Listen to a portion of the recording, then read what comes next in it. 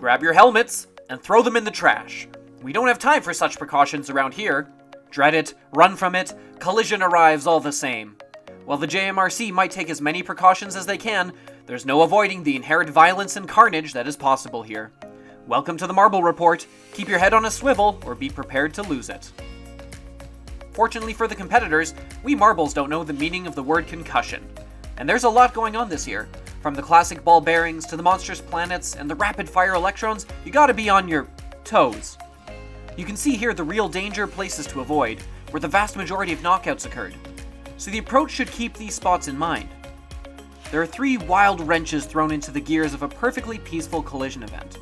There are the traditional ball bearings, which thunder across the arena from a variety of angles. There are the massive planets, which barrel down the launch ramps and take up a ton of space. Then there's the nimble electrons, which can be launched at ridiculous speeds directly at competitors. All taken together, it's a dangerous place out there. Watch out!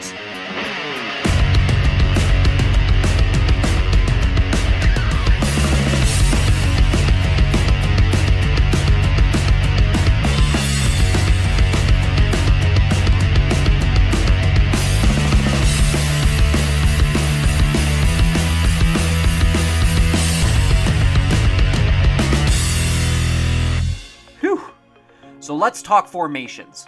The classic starting formation is the 4-1 lineup, and there's a reason it's so standard.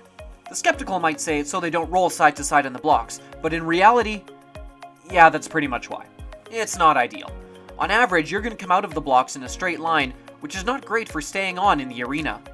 The worst possible thing that can happen upon collision is having an opponent get inside you and send you careening towards a wall.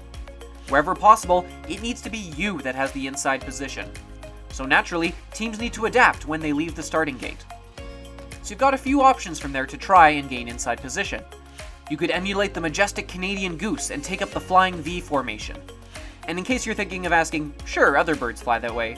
No, none do it better. This helps the team as a whole absorb the shock of a collision. Every time a marble collides, a small amount of energy is dissipated, which helps slow the team as a whole. You could try to cluster together tightly. This would help ensure that in any collision, you have the weight of the entire team backing you up. Who's gonna win in a crash? 1 marble or 5? You could do what the Savage Speeders did in this bit of trickery, moving their trailing marble 1 spot over. What was the impact of this? Honestly, mostly psychological. The trailer moved over immediately after anyways. Perhaps just a confusion tactic to try and make their opponents react to something and overcompensate. It got them a win in the heat, so you can't say it was entirely ineffective. All these different tactics have sort of a rock, paper, scissors win rate.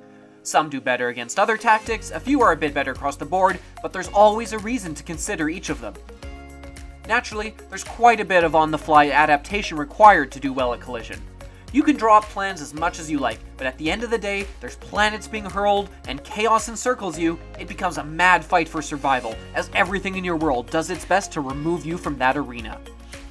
When the dust all settled, who was left standing? Going an incredible 6-0 over the whole event, never once losing a match, it's the Savage Speeders.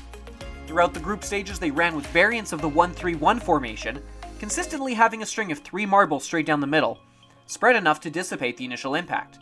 They switched it up with a variety of approaches in the playoffs to avoid predictability, and powered their way to an emphatic victory.